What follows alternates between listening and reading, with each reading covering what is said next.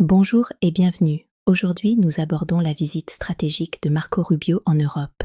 Une autre actualité marquante de cette semaine concerne la visite du secrétaire d'État américain Marco Rubio en Europe, où il a exprimé un soutien politique direct au Premier ministre hongrois Viktor Orbán à l'approche des élections hongroises d'avril. Ce soutien est présenté comme une conséquence de l'âge d'or des relations bilatérales entre les États-Unis et la Hongrie sous l'influence de Trump. Lors de cette visite, Rubio a non seulement défendu la coopération politique et économique bilatérale, mais aussi signé un accord de coopération nucléaire civile qui pourrait inclure des achats de technologies américaines. Ce positionnement montre une volonté de la Maison-Blanche de renforcer les liens avec des dirigeants conservateurs qui partagent certaines priorités idéologiques, notamment sur les questions d'immigration, de souveraineté nationale et de coopération stratégique.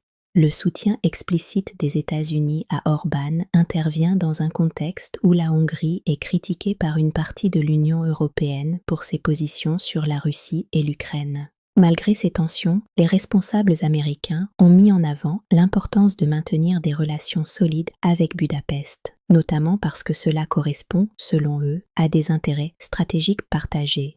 Ce rapprochement a cependant suscité des réactions mitigées au sein de l'Union européenne.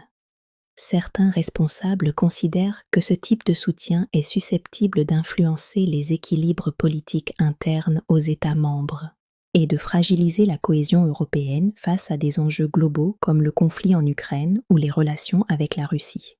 Ce scénario illustre une dimension clé de la politique internationale actuelle, l'effort américain pour construire des alliances idéologiques qui transcendent parfois les divergences traditionnelles dans l'UE, tout en redéfinissant les attentes et priorités des partenaires occidentaux. Merci de nous avoir suivis. N'oubliez pas de liker, de partager et de vous abonner. Pensez-vous que ces alliances idéologiques américaines vont durablement changer l'Europe? Dites-le moi en commentaire.